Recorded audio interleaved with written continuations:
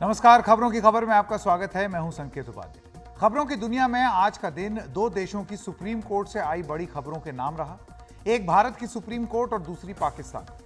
भारत की supreme court के दो संविधान पीठों ने आज दो राज्यों से जुड़े दो ऐतिहासिक फैसले सुना दिए। एक महाराष्ट्र और दूसरा दिल्ली सरकार से जुड़ा हुआ। उधर पाकिस्तान की सुप्रीम कोर्ट ने पाकिस्तान तहरीक इंसाफ के अध्यक्ष और पाकिस्तान के पूर्व प्रधानमंत्री की मंगलवार को हुई गिरफ्तारी को अवैध बताया और उनकी फौरन रिहाई के आदेश दिए। खबरों की खबर में हम विस्तार से बात करेंगे। सबसे पहले बात करते हैं महाराष्ट्र की, जहां आज एकनाथ शिंदे सरकार के समर्थकों ने खुशी में आतिशबाजी की और मिठाइयां बांटी।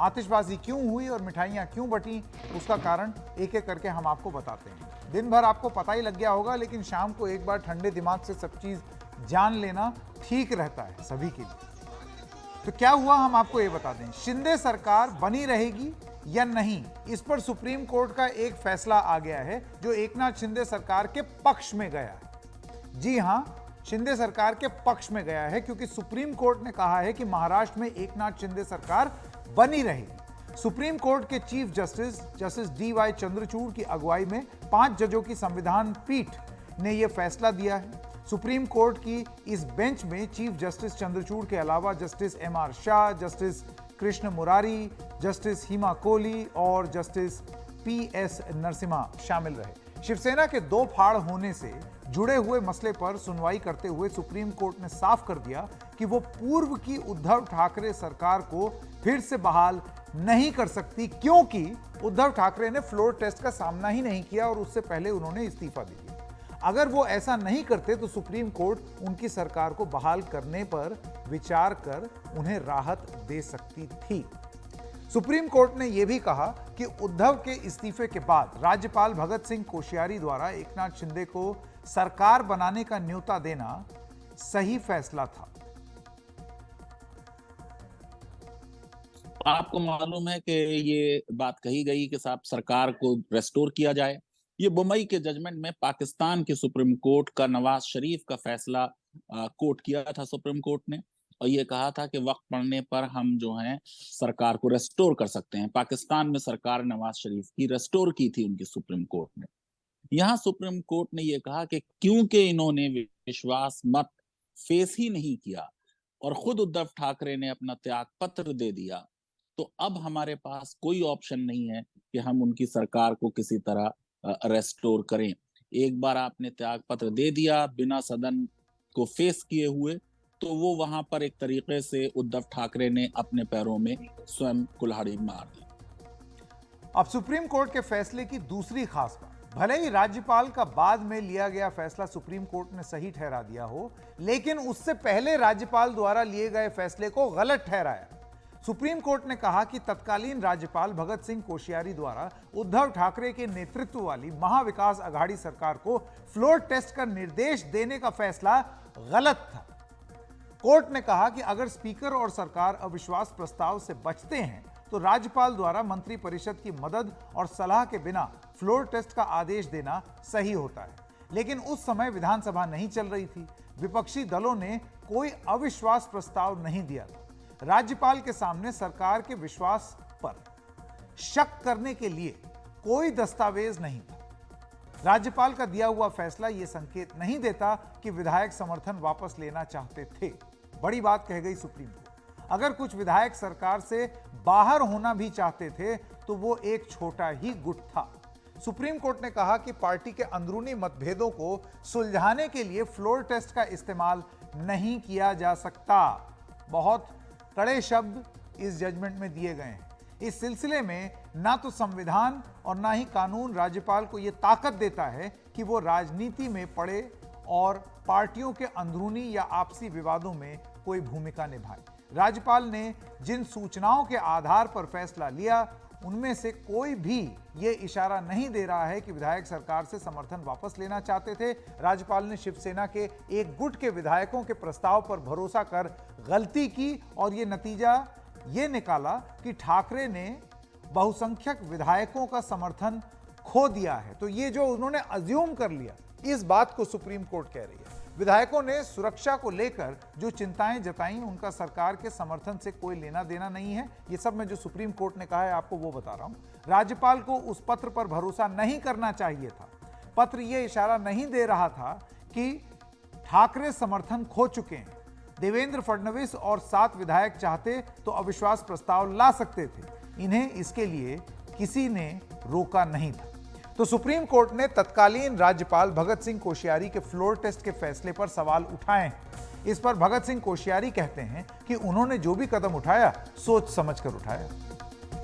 देखिए, सर्वोच्च न्यायालय या कोई भी न्यायालय का जो भी वो कहते हैं उसका हम बहुत सम्मान करते हैं, और ये मीडिया के लोगों का काम है, ये हमारे एनालिसिस्ट का काम है, ये वकीलों का काम है कि वो उस पर चर्चा करें, विवेचना करें। मुझे लगता है कि चूँकि मैंने राज्यपाल के पद से त्यागपत्र दे दिया है, और मुझे नहीं लगता कि उन्होंने पूर्व राज्यपाल को कोई सज़ा सुनाई है। सज़ा सुनाई होती तो अपील करता, तो इसलिए उनको कमेंट करने का पूरा अधिकार है, और उसका आप सबको सम्मान करना चाहिए। एक तर्क अब ये उठ रहा है कि सुप्रीम कोर्ट ने जो फैसला लिया है और उसमें जिस तरीके की पोजीशन ली है, उसमें अभी जो स्पीकर हैं वो क्या फैसला लेंगे? क्या अभी के स्पीकर डिस्क्वालीफाई करेंगे इन विधायकों को? क्योंकि सुप्रीम कोर्ट का पूरा इशारा इसी तरफ है। राहुल नार्वेकर, आप स्पीकर हैं, आपका बहुत बहुत स्वागत। राहुल जी, मैं आपसे ये सवाल सीधे पूछ दिए देता हूं, आपको नहीं लगता है कि सुप्रीम कोर्ट की जो जजमेंट है उसका जो सार है वो बहुत सारे जो वरिष्ठ वकील हैं जैसे डॉक्टर अभिषेक मनु सिंघवी, अभी हम उनका भी बयान चैनल पर चलाएंगे, उनका यह कहना है कि अब ये जिम्मेदारी आपके कंधे पर आती है कि आप एक फैसला लें इन विधायकों के ऊपर? देखिए, जहां तक आदरणीय सुप्रीम कोर्ट का निर्णय है उस विषय में मैं यही कहना चाहूंगा कि आदरणीय सुप्रीम कोर्ट ने संविधान में दी गए प्रावधानों का प्रावधान जो है उनका पालन किया है।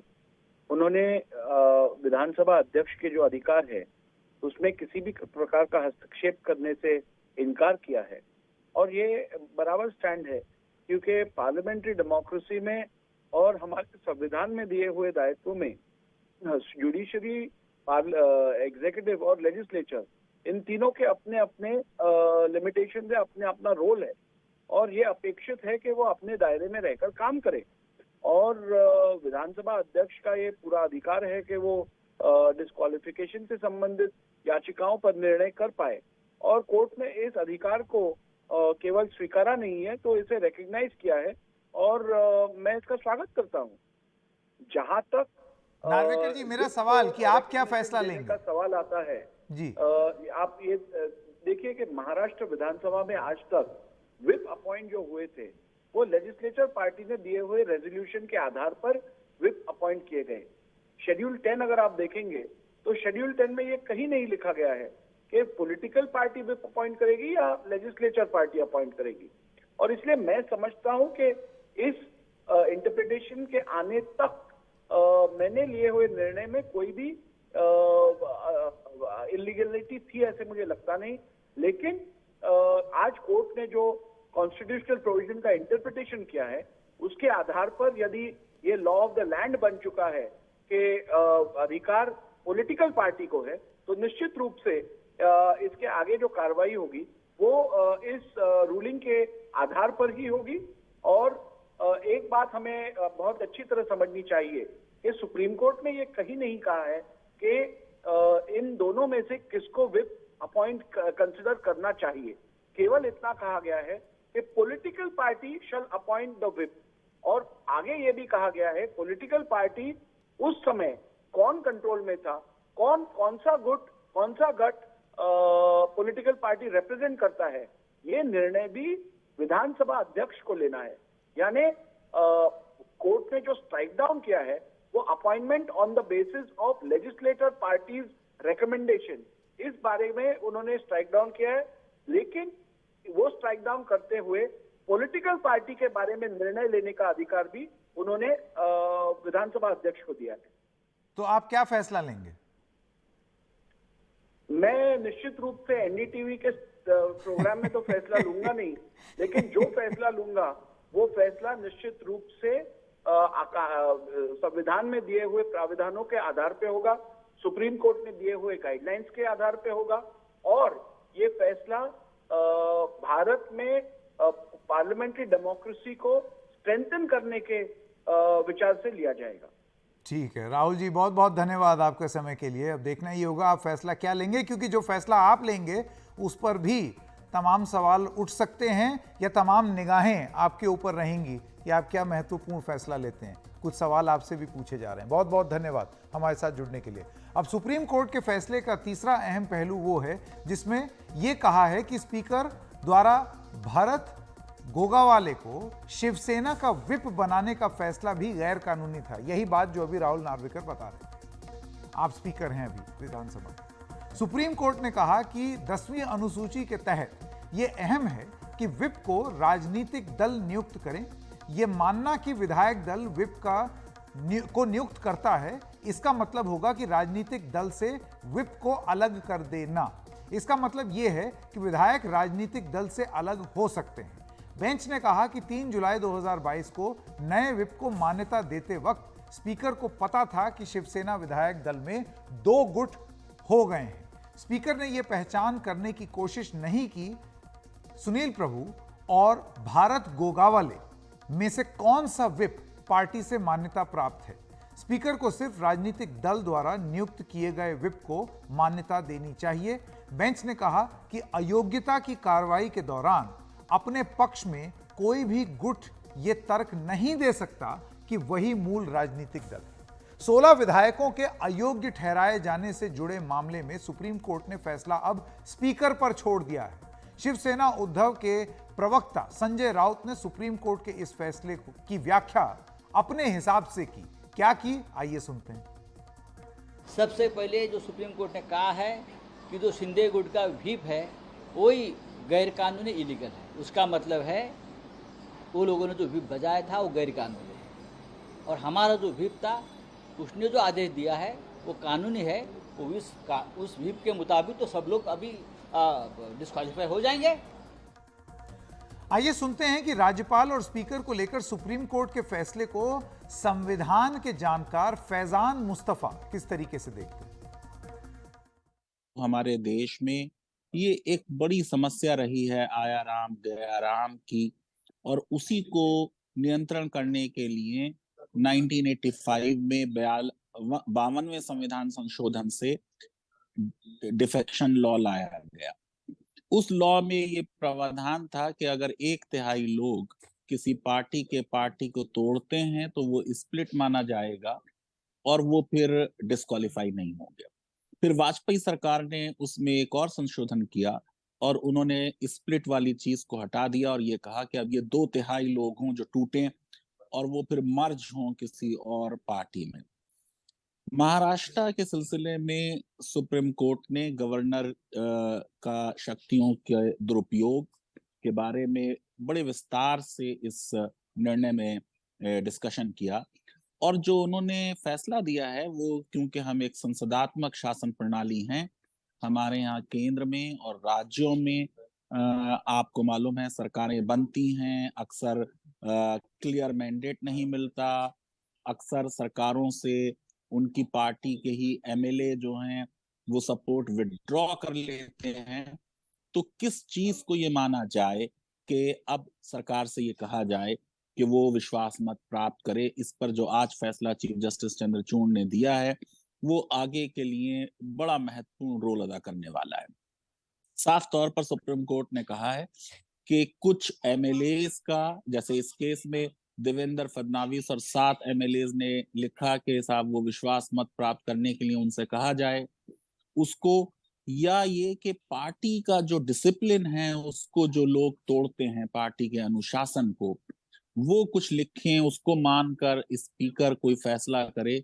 इन दोनों चीजों पर सुप्रीम कोर्ट ने बड़ी सख्त टिप्पणियां की हैं और उन्होंने कहा है कि यहाँ पर ना तो कोई ऐसा कारण था गवर्नर के सामने, ना उनके सामने कोई ऐसा ऑब्जेक्टिव मटेरियल था जिसके बिना पर उन्हें ये लगता कि शायद जो ठाकरे सरकार है उद्धव ठाकरे की वो विश्वास मत खो चुकी है, या स्पीकर ने जिस तरीके से जो स्प्लिट ग्रुप था उसकी बात को माना और विप के रिकॉग्निशन में जो उन्होंने अपनी शक्तियों का इस्तेमाल किया, उस पर भी सुप्रीम कोर्ट ने बहुत सख्त टिप्पणी की है।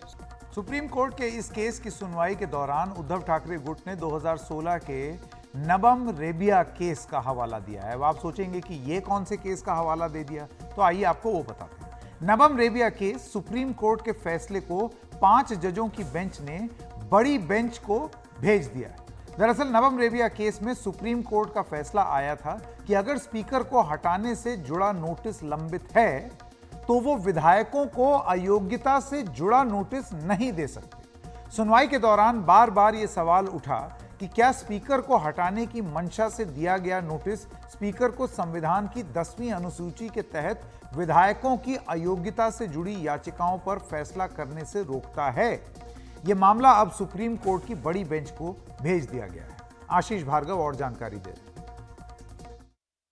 सुप्रीम कोर्ट में 5 जजों के संविधान पीठ ने अपने ही 5 जजों के संविधान पीठ के 2016 के नबम रेबिया मामले को विचार के लिए, एक बार फिर से विचार के लिए उसे बड़ी बेंच यानी कम से कम 7 जजों के बेंच को भेजा है। मुद्दा ये था कि उद्धव ठाकरे गुट ने इसमें मांग की थी कि इस फैसले पर एक बार फिर पुनर्विचार की जरूरत है, क्योंकि ये फैसला जो है वो महाराष्ट्र में जो कोई राजनीतिक घटनाक्रम हुआ उसमें इस फैसले ने एक महत्वपूर्ण रोल निभाया था। और उद्धव ठाकरे गुट का कहना था कि ये जो है वो विरोधाभासी है 1992 के फैसले से, क्योंकि इसमें कहा गया है इस फैसले में नबम रेबिया में कि अगर किसी स्पीकर के खिलाफ कोई अविश्वास प्रस्ताव नोटिस हो तो ऐसे में वो सदस्यों की अयोग्यता का फैसला नहीं कर सकता। और यही हुआ जब एकनाथ शिंदे गुट के लोगों के खिलाफ अयोग्यता का नोटिस जारी किया तो उन्होंने अविश्वास प्रस्ताव उनके खिलाफ अविश्वास पर नोटिस भेजा था कि उन्हें स्पीकर पर भरोसा नहीं है। डिप्टी स्पीकर उस समय थे। तो इसके बाद ये मामला, इस मामले ने तूल पकड़ा और फिर वो फैसला नहीं कर पाए। मामला सुप्रीम कोर्ट में आया, सुप्रीम कोर्ट में इस पर बहस भी हुई और अब 5 जजों के पीठ ने ये कहा है, उद्धव ठाकरे गुट की बात मानी है कि इस मामले पर एक बार फिर से विचार होना चाहिए कि नबम रेबिया मामला कहीं टकराव तो नहीं करता, विरोधाभासी तो नहीं, इसलिए बड़ी बेंच इस मामले को सुनेगी। खास तौर पर क्योंकि बहुत सारे मुद्दे ऐसे हैं जिसमें सुप्रीम कोर्ट ने कहा है कि ये जो नबम रेबिया मामला, इस पर इसलिए दोबारा से विचार करने की जरूरत है क्योंकि ये कई चीज़ों में विरोधाभासी है। आर्टिकल 179 संविधान का 181 जो आर्टिकल है उसके भी विरोधाभासी है। बहुत सारी चीज़ों में ये विरोधाभासी है जिस पर एक बार विचार होना चाहिए दोबारा से कि ऐसे में जब ऐसी स्थिति उत्पन्न हो कि खुद स्पीकर के खिलाफ या डिप्टी स्पीकर के खिलाफ किसी सदस्य ने अविश्वास नोटिस जारी किया और उनको हटाने की मांग की हो, तो क्या वो उन सदस्यों की अयोग्यता पर को निर्धारित कर सकते हैं, नहीं कर सकते, क्योंकि नबम रेबिया इससे रोकता है। इससे बड़ा नुकसान यहाँ पर उद्धव ठाकरे ग्रुप को हुआ है। तो निश्चित तौर पर एक बड़ा मामला है और एक बार फिर ये बड़ी बेंच में गया है। लेकिन ये फैसला जब बेंच बनेगी तो फिलहाल उद्धव ठाकरे को इस मामले में कोई राहत नहीं है। उनकी सरकार बहाल नहीं हुई, एकनाथ शिंदे की सरकार चलती रहेगी। बाकी अभी ये सब भविष्य की बात है, जो भी कुछ होगा वो भविष्य के लिए होगा। तो आज के फैसले के बाद जो राजनीतिक प्रतिक्रियाएं आई हैं उसमें सुप्रीम कोर्ट के फैसले की अपने अपने हिसाब से लोगों ने व्याख्या करने की कोशिश की। महाराष्ट्र के पूर्व मुख्यमंत्री उद्धव ठाकरे ने कहा कि उन्होंने नैतिकता के आधार पर फैसला लिया। उधर मुख्यमंत्री एकनाथ शिंदे और उप मुख्यमंत्री देवेंद्र फडणवीस ने कोर्ट के फैसले को अपनी बड़ी जीत बताई। इस देश में अब प्रजातंत्र, उसकी रक्षा करना हमारा काम है। जैसे सर्वोच्च न्यायालय ने कहा कि अगर मैं रिजाइन नहीं करता, मैं इस्तीफा नहीं देता तो शायद मैं वापस मुख्यमंत्री बन जाता। मैं मेरे लिए नहीं लड़ रहा हूँ, मेरी लड़ाई जनता के लिए है, मेरे देश के लिए, मेरे राज्य के लिए है। और भले हम इसके पहले राजनीति में विवाद तो होते रहते हैं, लेकिन एक मत तो हमारा हो गया है कि इस देश को हमें बचाना है, संविधान को बचाया है। और इसलिए आप यहाँ आए हैं, हम मिलकर आप तो पूरे देश में घूम रहे हैं, सबके घर जा रहे हैं, हम सब मिलकर ये जो अपने देश को फिर से एक बार गुलाम बनाना चाहते हैं उनको घर भेजेंगे। और मुझे पक्का भरोसा है पूरी जनता हमारा इंतजार कर रही है। सत्यमेव जयते कहते हैं, सत्य का विजय हुआ है और सर्वोच्च न्यायालय में जो महाराष्ट्र सरकार की जो केस थी उसमें ये सरकार जो है हमने गठित किया हुआ शिवसेना भाजपा का वो कानूनी तौर से घटनात्मक दृष्टि से योग्य है, इसमें शिक्कामोर्तब हुआ है।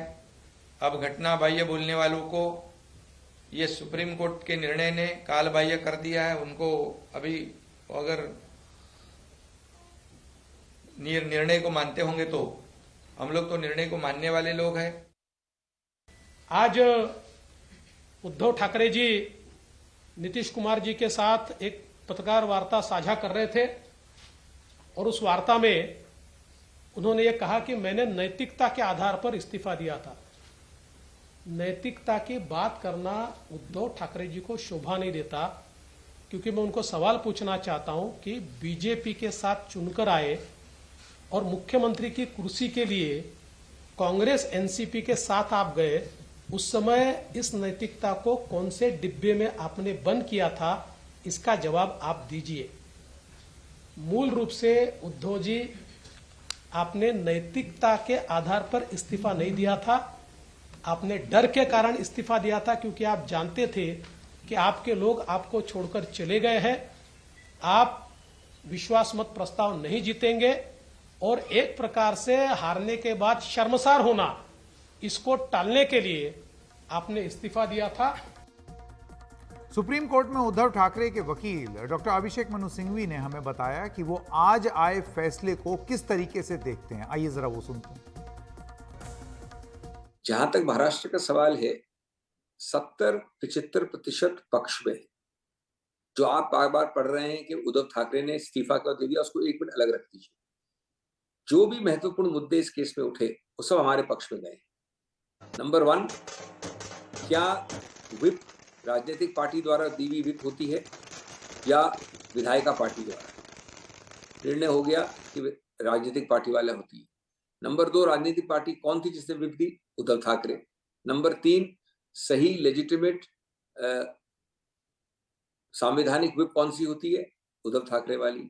नंबर 4, क्या उस विप को लागू किया स्पीकर ने या क्या दूसरे पक्ष की गलत विप को लागू किया स्पीकर ने? तो ये होल्ड किया है बड़ा स्पष्ट रूप से कि स्पीकर का ये निर्णय कि वो इस विप को इग्नोर करे और एकनाथ शिंदे ग्रुप की विप को देखे, वो गलत है। जिस विप को नियुक्त किया वो भी गलत है, उसको रिकॉग्नाइज करना भी गलत है। और अंतिम बात सबसे महत्वपूर्ण, जो सबसे उच्च स्तरीय है उस प्रदेश में, राज्यपाल, उसका जो मूल निर्णय है, जो नींव है, उद्धव ठाकरे वोट किस पे करते? फ्लोर टेस्ट में ना। जो नींव है फ्लोर टेस्ट को बुलाने की, वो बुलाने वाली नींव राज्यपाल वाली असंवैधानिक है, निरस्त है, गैर कानूनी है, क्योंकि राज्यपाल के सामने कोई भी तथ्य नहीं थे ये निर्णय लेने के। तो इससे ज्यादा इसे बचता क्या है बताइए भैया। अब एक तो बात पक्की है कि आप नैतिक रूप से, कानूनी रूप से, राजनीतिक रूप से, मौलिक रूप से पूरी तरह से एक्सपोज हो गए हैं। अब आते हैं इस इस्तीफे की बात पे। आज उसमें एक वाक्य है निर्णय में कि स्पीकर जो अब हैं उनको ये डिस्क्वालिफिकेशन वाली याचिकाओं को जो लंबित हैं उनको निर्णय करना चाहिए quote unquote within a reasonable period.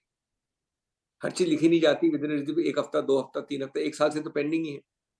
मेरा प्रश्न जो है बड़ा सरल और लेकिन मूल का है। आज अगर आप स्पीकर हैं तो ये बताएं मुझे, कैसे आप निर्णय करेंगे कि वो लोग डिस्क्वालिफाइड नहीं है? क्योंकि ये तो मानी भी बात है कि अब जब विप को सही होल्ड किया, उद्धव ठाकरे की विप को सही होल्ड किया, तो जितने भी लोग हैं जिनके विरुद्ध ये याचिका है, सबने उस विप का उल्लंघन किया है। तो निर्णय कुछ करने की आवश्यकता ही नहीं है। इसको जैसे ही स्पीकर उठाएगा इस याचिकाओं को, तो उसको सिर्फ एक ही अनिवार्य है उसके लिए परिणाम, कि सब डिस्क्वालीफाई होते हैं।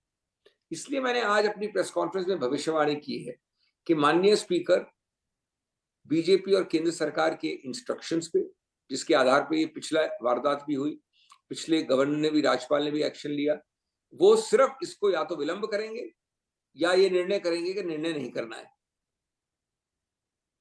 क्योंकि जैसे ही ये निर्णय करते हैं कि ये निर्णय ये हुआ XYZ, तो या तो उनको लिखना पड़ेगा कि भाई संकेत उपाध्याय डिस्क्वालीफाइड है, और या क्योंकि वो लिख नहीं सकते ये, उसको विलंब करना है। दोनों केस में हमको कोर्ट जाना पड़ेगा लेकिन इन सब में आप एक्सपोज कितने होते हो? जनता जनार्दन देख रही है कि किस बेशर्मी से, किस थिक स्किन तरीके से आप चिपके हुए हो अपनी सीट पे। और बीजेपी नेता और सुप्रीम कोर्ट के वकील नलिन कोहली ने महाराष्ट्र पर सुप्रीम कोर्ट के फैसले के बाद यह कहा है कि अगर उद्धव ठाकरे इस्तीफा न देते तब भी उनकी सरकार नहीं बचती, क्योंकि उनके पास बहुमत ही नहीं था। विषय को बड़े आराम से देखिए आप। विषय में क्या था कि एकनाथ शिंदे गुट शिवसेना से बाहर निकल गए। उन्होंने कहा जी हम असली शिवसेना है। उद्धव ठाकरे जी ने इस्तीफा दिया। क्यों इस्तीफा दिया? क्योंकि इस बात को वो समझ गए कि लोकतंत्र में संख्या के आधार पर सरकार बनती है, तो संख्या उनके पास थी नहीं, उन्होंने इस्तीफा दिया। अब जजमेंट कहता है कि जो राज्यपाल है उन्होंने ये जो इस्तीफा हो गया और उन्होंने एकनाथ शिंदे जी को मुख्यमंत्री और देवेंद्र फडणवीस जी को उप मुख्यमंत्री, क्योंकि भाजपा का समर्थन था, कई लोगों का समर्थन था, तो उनकी सरकार बनना उसे उचित और सही ठहराया। अब 1 मिनट के लिए रोक लेते हैं। जजमेंट में ये कहा भी गया है कि यदि वो इस्तीफा नहीं देते तो हम शायद कुछ मदद करते, लेकिन इस्तीफा अगर नहीं देते तो उनके पास संख्या थी नहीं, फ्लोर टेस्ट में वैसे ही हार जाते। तो इसीलिए उन्होंने इस्तीफा इसलिए दिया क्योंकि वो समझ गए कि उनके पास संख्या नहीं है, संख्या के आधार में ही लोकतंत्र में सरकार बनती है। दूसरा विषय क्या है कि जो राज्यपाल है उन्होंने पार्टी के विषयों को उन्हें नहीं देखना चाहिए था, ये उन्होंने कहा है। लेकिन जहां तक सरकार की बात करें, मैं मानता हूं कि बिल्कुल सही हुआ। कोर्ट ने उसको सही ठहराया और सरकार बन गई, उसे किसी रूप से निरस्त नहीं किया या उस पर कोई बदलाव नहीं हुआ है। तो कुल मिला के जो एक मॉरल विक्ट्री की बात शिवसेना करने का प्रयास कर रही है, वो ठीक है, वो अपनी जगह है कि वो मॉरल विक्ट्री की बात करें, लेकिन असली बात यह है कि लोकतांत्रिक प्रक्रिया के तहत, संवैधानिक प्रक्रिया के तहत उनकी सरकार नहीं चल सकती थी, नहीं चली, नई सरकार आई और आज भी नई सरकार मान्य है। एक और फैसला सुप्रीम कोर्ट का बड़ा अहम था और दूसरा बड़ा फैसला था दिल्ली सरकार बनाम उपराज्यपाल और केंद्र सरकार से जुड़ा हुआ। इस फैसले के बारे में विस्तार से बताने से पहले यह बताते हैं कि केजरीवाल सरकार कितनी खुश है। दिल्ली सचिवालय और आम आदमी पार्टी के मुख्यालय पर आज जश्न का माहौल दिखा। दिल्ली के मुख्यमंत्री अरविंद केजरीवाल मिठाई खाते और मिठाई बांटते हुए दिखे। बेशक वो डायबिटीज के मरीज हैं, लेकिन आज की खुशी में वो ये कैसे भूल गए।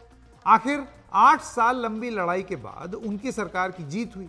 इस जीत का पहला असर यह दिखा कि दिल्ली सरकार के सर्विसेज डिपार्टमेंट के सचिव आशीष मोरे को हटा करके मुख्यमंत्री अरविंद केजरीवाल ने, उनके जो एक मंत्री हैं सौरभ भारद्वाज, उन्होंने वो हटा दिया उनको।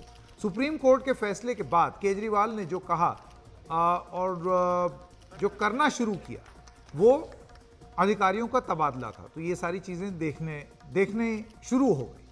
सुप्रीम कोर्ट ने आज ऐसा क्या कहा कि केजरीवाल को अचानक ये ताकत मिल गई।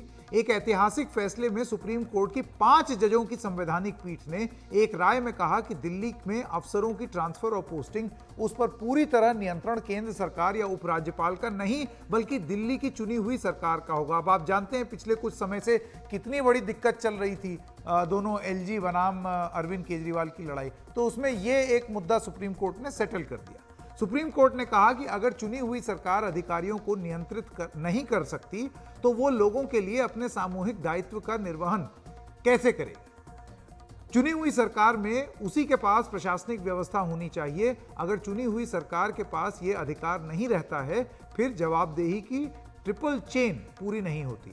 अफसरों की सेवाओं पर दिल्ली सरकार के पास भी दूसरे राज्यों की तरह अधिकार हैं। सुप्रीम कोर्ट ने अपने आदेश में एक बार फिर साफ कर दिया कि दिल्ली में केवल जमीन, कानून व्यवस्था और पुलिस केंद्र सरकार के अधिकार क्षेत्र में है, बाकी और कुछ नहीं है। बाकी सब विषयों पर उपराज्यपाल दिल्ली की चुनी हुई सरकार की सलाह मानने को बाध्य हैं। जो पॉइंट अरविंद केजरीवाल पहले भी बोलते थे, वो अब सुप्रीम कोर्ट ने बोल दिया। इस फैसले के बाद अरविंद केजरीवाल ने सुप्रीम कोर्ट को तहे दिल से शुक्रिया अदा किया और उन्होंने क्या बोला, आइए आपको सुनाते हैं। तो अगले कुछ दिनों के अंदर आप देखेंगे बहुत बड़ा प्रशासनिक फेरबदल होगा। कई सारे ऑफिसर्स को, कर्मचारियों को ट्रांसफर किया जाएगा इस आधार पे कि उन्होंने अभी तक कैसा काम किया। कुछ ऐसे ऑफिसर्स हैं, कुछ ऐसे कर्मचारी हैं जिन्होंने पिछले कुछ महीनों में 1-1.5 साल में दिल्ली की जनता के काम रोके, जल बोर्ड की पेमेंट रोक के कई जगह पानी बंद करा दिया। ऐसे कर्मचारियों को, ऑफिसर्स को चिन्हित करके उनको अपने कर्मों का फल तो भुगतना पड़ेगा। दरअसल दिल्ली सरकार सालों से ये शिकायत करती आ रही थी कि अफसरों की ट्रांसफर पोस्टिंग का पूरा अधिकार ना होने वो उन अफसरों को नियुक्त नहीं कर पा रही थी जिनके चलते ये काम पूरा हो सकता था। दिल्ली सरकार की शिकायत रही कि उपराज्यपाल उसके विभागों पर अपनी पसंद के अफसरों को थोप रहे थे और दिल्ली सरकार के मुताबिक काम नहीं कर रहे थे। दिल्ली विधानसभा की याचिका समिति ने यह पाया था कि अफसरों ने जानबूझकर मोहल्ला क्लिनिक का पैसा रोका, जिसकी वजह से कई महीने तक स्टाफ को वेतन नहीं दिया जा सका और दवाइयां नहीं खरीदी जा सकी। सरकारी अस्पतालों में डेटा एंट्री ऑपरेटर्स के कॉन्ट्रैक्ट रिन्यू नहीं किए जा सके, जिसकी वजह से उनकी नौकरी चली गई और अस्पतालों में अव्यवस्था पैदा हुई। दिल्ली जल बोर्ड को पैसा रोक दिया गया, जिसके चलते कई प्रोजेक्ट लटक गए। यही नहीं, बुजुर्गों की पेंशन भी रोक दी गई। उधर दिल्ली में विपक्षी बीजेपी सुप्रीम कोर्ट के फैसले का सम्मान कर रही है, लेकिन अरविंद केजरीवाल के ट्रांसफर पोस्टिंग से जुड़े बयान पर यह कह रही है कि वो अब भी मनमानी करेंगे। सुप्रीम कोर्ट के फैसले से अब केजरीवाल सरकार कच्चे कर्मचारियों को पक्का करने, नई नियुक्तियां करने और किसी भी अधिकारी की किसी भी विभाग में लगाने और हटाने में सक्षम होंगे। शरद शर्मा की रिपोर्ट। अधिकारियों को नियुक्त करने का, उनको हटाने का, उन पर कार्रवाई करने का, उनको पुरस्कृत करने का अधिकार अगर चुनी हुई सरकार के पास नहीं होगा तो चुनी हुई सरकार काम कैसे करेगी? यह दलील शुरू से आम आदमी पार्टी सरकार दे रही थी और सुनवाई के दौरान सुप्रीम कोर्ट ने भी इस दलील को अहम माना और आखिर में अपने फैसले में भी इसी को सर्वोच्च मान्यता दी कि अगर कहीं चुनी हुई सरकार है तो उसका अधिकारियों पे नियंत्रण होना ही चाहिए। संकेत, जो दिल्ली के विषय में निर्णय आया है संविधान की खंडपीठ का, अत्यंत महत्वपूर्ण है।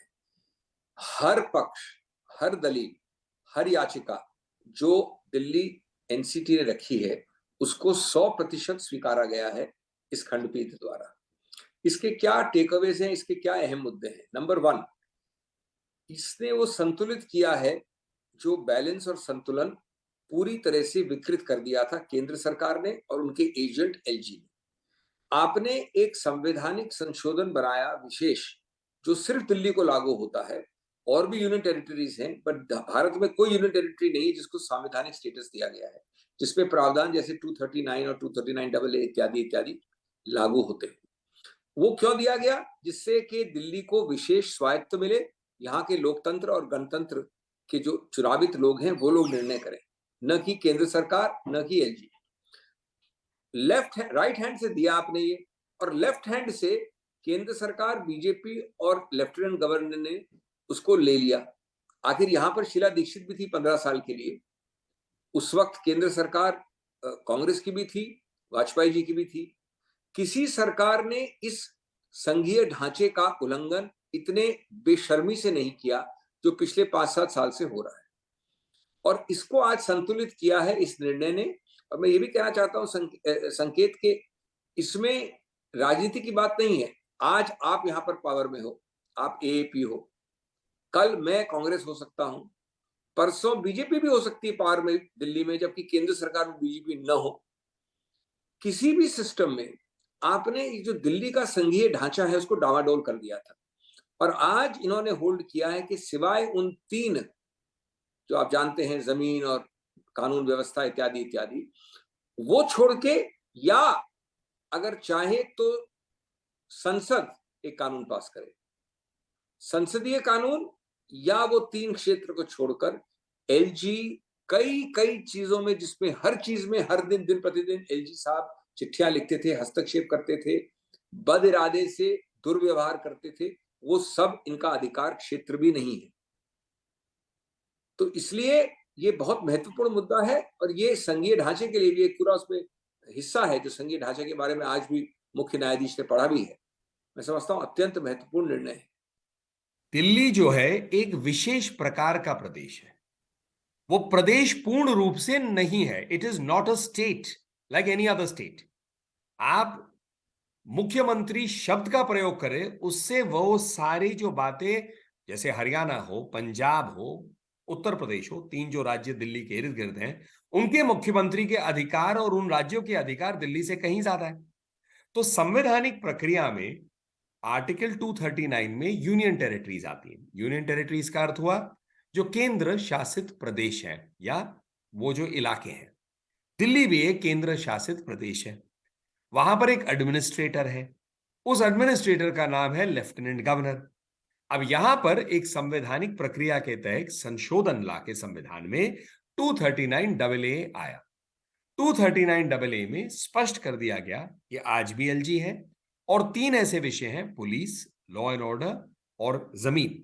ये दिल्ली प्रदेश के जो उनका जो लेजिस्लेचर है उसमें वो कुछ नहीं कर सकते। तो पूर्ण राज्य तो है नहीं दिल्ली। अब पूर्ण राज्य नहीं है दिल्ली, ये आम आदमी पार्टी की सरकार को पहले दिन से पता था।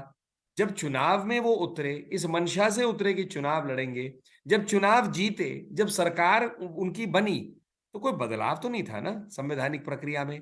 वो प्रक्रिया यहीं की यहीं है, संवैधानिक प्रावधान वहीं के वहीं है, तो कुछ बदला नहीं।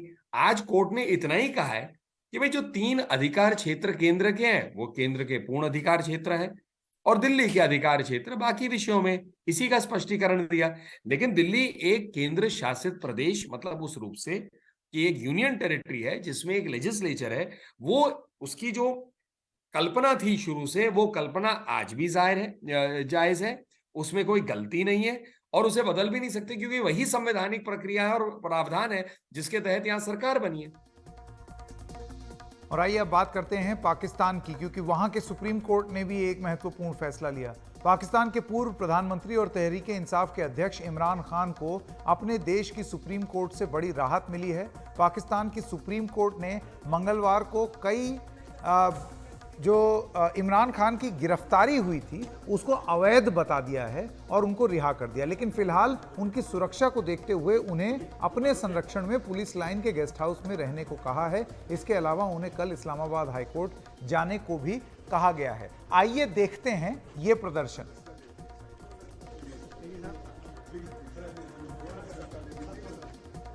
सुप्रीम कोर्ट में आज पाकिस्तान के पूर्व पीएम इमरान खान कैदी के तौर पर लाए गए थे, लेकिन निकले आजाद। असल में बुधवार को पुलिस लाइन में लगी अदालत ने उन्हें 8 दिन की रिमांड पर भेजा। इसी के खिलाफ उनकी पार्टी सुप्रीम कोर्ट गई। सुप्रीम कोर्ट ने गुरुवार को ही दोपहर बाद सुनवाई कर ली। कहा कि वहां के वक्त के मुताबिक 4:30 बजे शाम को इमरान को कोर्ट में पेश करें। टिप्पणियों से ही लगने लगा कि इमरान को राहत मिल सकती है। कोर्ट ने कहा, जैसे कोर्ट से गिरफ्तार किया वो अपमानजनक। 90 से 100 रेंजर का ऐसे घुस गिरफ्तारी गलत। किसी कोर्ट परिसर से गिरफ्तारी नहीं हो सकती। सरेंडर करने आए तो गिरफ्तारी गलत है। इसके बाद अचानक पूरा अमला हरकत में आया। सुप्रीम कोर्ट के बाहर अंदर पुलिस, कमांडो सब तैनात हुए। बॉम्ब स्क्वाड ने जांच की, लेकिन तब भी इमरान को कोर्ट लाने में इतनी देरी हुई कि पीटीआई शक जताने लगी कि क्या इमरान को पुलिस लाइन की कस्टडी से कहीं और ले जाया गया है। 20 मिनट का रास्ता और इतना वक्त। लेकिन देर से ही सही इमरान को कोर्ट नंबर 1 में चीफ जस्टिस और 2 और जजों के सामने पेश किया गया। चीफ जस्टिस उमर अत्ता बंदियाल ने कहा, आपको यहां देखकर खुशी हुई। अपने समर्थकों से अमन की अपील करें। और वहीं से इमरान खान ने अमन की अपील की और कोर्ट ने फौरन रिहाई का आदेश दिया। ये भी कहा कि वो शुक्रवार को इस्लामाबाद हाईकोर्ट जाएं, लेकिन सुरक्षा के लिहाज से उन्हें फिलहाल अपने संरक्षण में पुलिस लाइन की गेस्ट हाउस में रहने का आदेश दिया। वहां उन्हें 10 लोगों से मिलने की इजाजत है। हालांकि इस फैसले पर फौरन सत्ता पक्ष ने सवाल उठा दिया। पीएमएलएन की नेता मरियम नवाज शरीफ ने चीफ जस्टिस के परिवार के इमरान से रिश्तों को रिहाई का कारण बताया और कहा कि ये फैसला पाकिस्तान के खिलाफ है और आप भी पीटीआई में शामिल हो जाएं। सुनवाई के पहले तो उनकी पार्टी के नेता ने कोर्ट को धमकी तक दे डाली। कल को अगर जजेस के घरों में घुसकर कोई शख्स आग लगाएगा और मैं पेशन गोई कर रही हूं, आप करें फैसला इसके खिलाफ, किसी का घचेगा। उम्मीद ये है कि अब वहां हिंसा थम जाएगी, लेकिन शुक्रवार को क्या उनकी जमानत बढ़ेगी, ये सवाल बरकरार है। और आखिर राजनीति वहां किस करवट बैठेगी, ये तो सेना के ही हाथ में है। दिल्ली से उमाशंकर सिंह के साथ कादम्बिनी शर्मा, एनडीटीवी इंडिया।